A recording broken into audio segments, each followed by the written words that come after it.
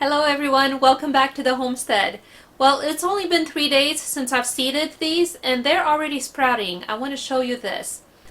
The tomatoes have already started to sprout. The bell peppers have not. Those are a little bit slower, it takes a little more time. But the tomatoes will sprout pretty quickly.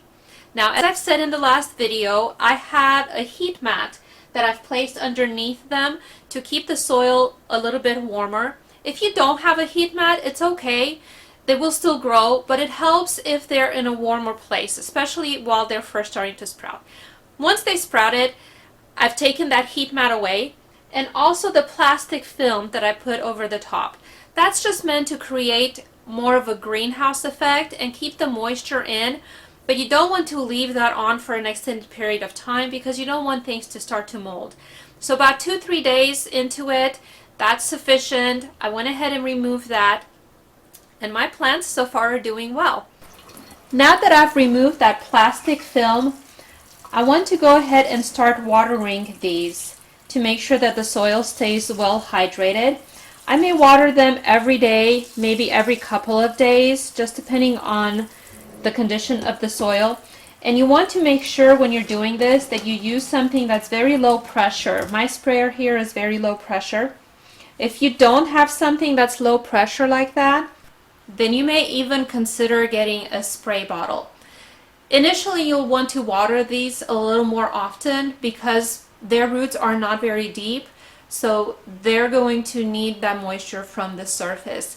Eventually, those roots will get a little bit deeper and you'll want to water them less often and make sure that there's water in the tray down below where those roots will reach further down and grow deeper.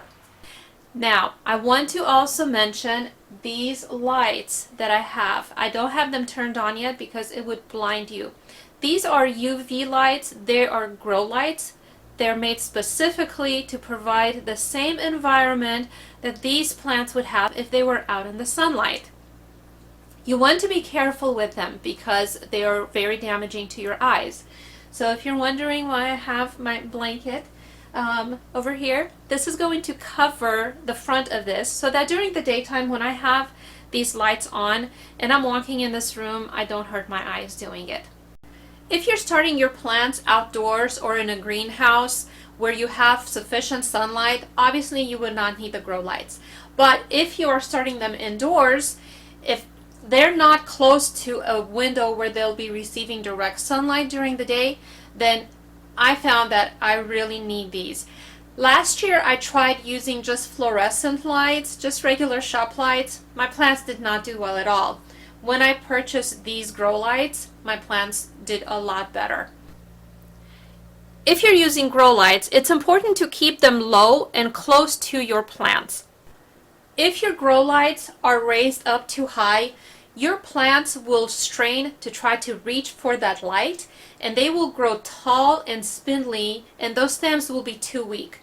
So I have these lowered as close to the soil as they can get. Once my plants start growing and they get near this light, I will raise these up so that they're not actually touching the plants and damaging those leaves. I want to go back briefly and talk about these starter trays. I've had someone ask me about where I purchased them. These you can purchase directly from the Burpees website, and I went ahead and included that link in the description box of this video so you can locate them.